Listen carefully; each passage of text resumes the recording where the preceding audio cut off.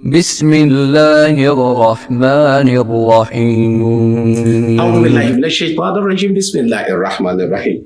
Today's message is contained in Surah Maryam. Surah Maryam is chapter 19 of the Quran, chapter 19, verse 59. That is where lies the main thing we're focusing upon. Of course, you have it, starting from 58, 57, 58. But the focus of today's presentation is verse 59 of Surah Maryam, chapter 19 of the Quran. The Quran says, Ulaika alladhina an'ama Allahu alayhim. Ulaika alladhina an'ama Allahu alayhim. أنعم الله عليهم من النبيين من ذرية آدم وممن حملنا مع نوح ومن ذرية إبراهيم وإسماعيل وممن هدينا واجتبينا إذا تتلى عليهم آياتنا إذا تطلع عليهم آياتنا that is آيات الرحمن خروا سجدا وبقيا. But that is the way we're going. You see, this Quranic narration, that we're going to analyze together extends from this injunction where Allah is talking about his prophet, past prophets and their wonderful performance, their impressive disposition, how excellent they were as prophets, as messengers, and all that, speaking sweetly about them. And then after all that, there was a فَخَلَفَ مِنْ بَعْدِهِمْ خَلَفَ. Thereafter came a generation, succeeding them. A generation after them, those after them, Ada'u Salat. They were careless about it. Prayer. Praying doesn't mean anything. They don't establish anything. They don't observe it. They trivialize it. Whatever shahwat, they embrace lust, worldly possessions were what mattered to them. فَسَوْفَ يَلْقَوْنَ غَيَّ. Gaya means not necessarily what we will generally want to take it to mean that, that's from Gawaya, it's Gawaya. No, it means losses, to incur losses, to suffer defeat, to suffer defeat, to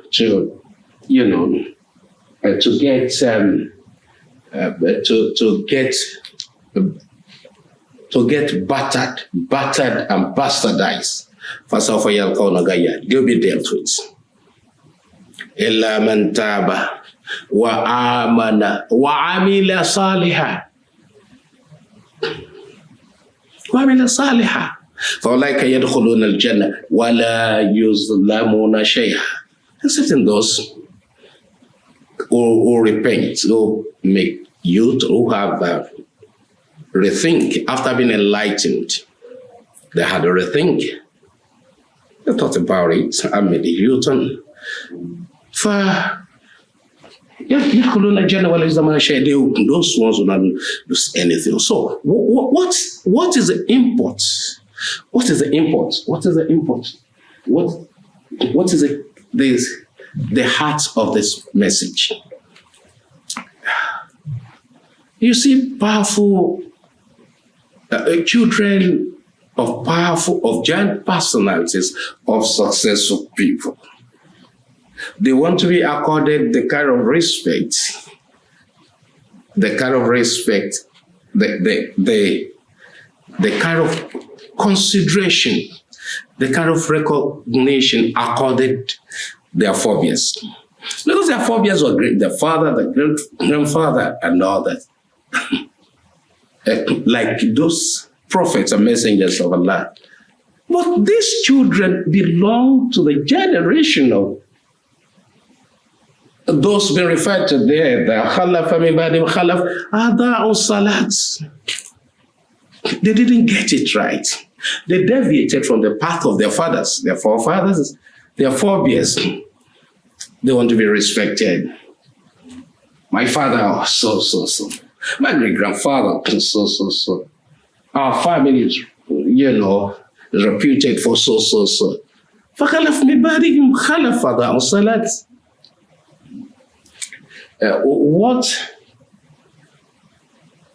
The very factor or those factors that were instrumental to the greatness of the father, to the exalted place accorded their fathers by the Almighty Allah, those factors were neglected by them. They were trivialized. Those factors don't matter to them. They are not hardworking. They do not have voracious appetite for learning. Their fathers are known for learning. Their fathers are distinguished scholars. Their fathers are world-class business personalities, business leaders. Their fathers were great scientists, inventors. But they deviated from those paths. We're just using this as illustration. Adam or Salat, for instance, what about shahwat? They wanted apportioned to them, given to them, just perpetuated under them. They want to continue to reign without making they've lost us. No. They suffer defeat. They be humiliated. And they are humiliated, they begin to show, as they forgot, my father who was the first person to buy so.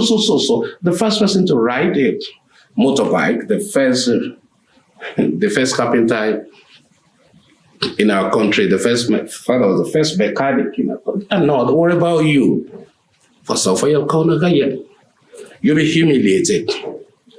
You'll be disgraced. You won't be accorded the position of your father. That can only happen for some time. Now, إِلَّا مَنْ تَابَ وَآمَنَ وَعَمِلَ صَالِحًا فَأُولَئِكَ يَدْخُلُونَ الْجَنَّةَ وَلَا يُظْلَمُونَ شَيْئًا. Those who they didn't know. They were oblivious of the implication of their nonchalance. The nonchalance, their licentious life, they're living licentious. They were oblivious of that. Now they have heard about it. And they want to buckle up to become serious. So that is man haba wa amana wa amila salihan sayadkhuluna al-jannah. We are presenting this enlightenment as a lesson derivable from that injunction of the Quran. You want to be great. Greatness doesn't come on a platter of gold. Your father was great. Your great-grandfather was fantastic, wonderful. I didn't get there. Was he sleeping? Did he become a champion on the lap of his mother? He worked laboriously. He worked laboriously on the candle. It wasn't relaxing. His lifestyle wasn't licentious. Yours is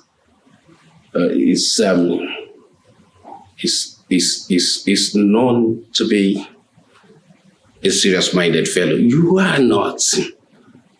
So let's think about it.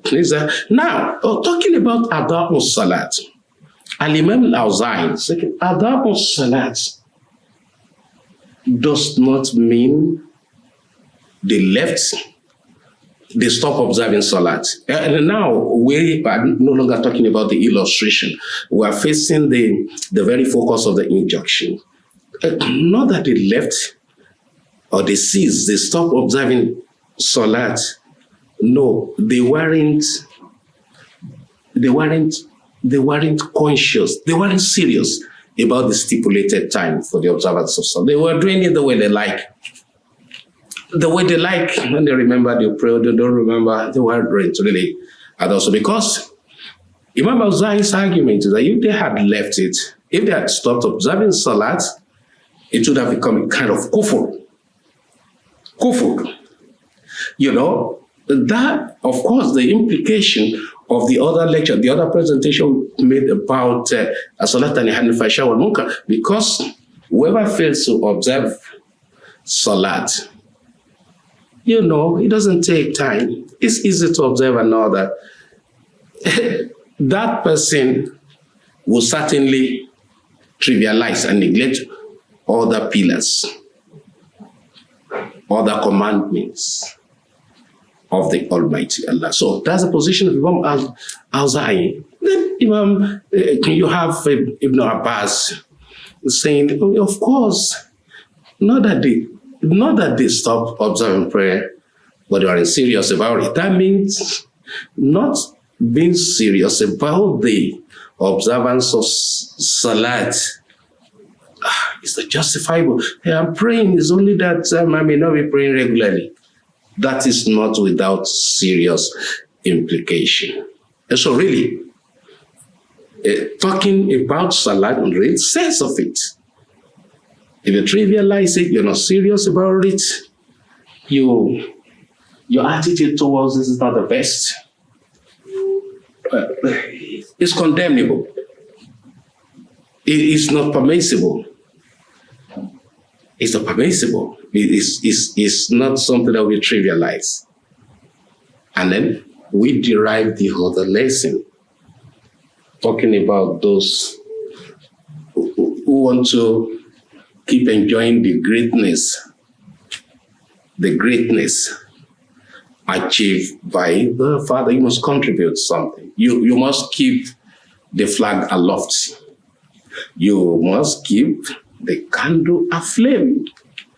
Otherwise, your position will be challenged.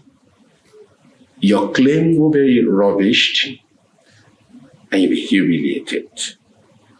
It is the Quran that says it. They'll be defeated. They'll be rubbish. Their reputation will be battered, and their hands will be bastardized.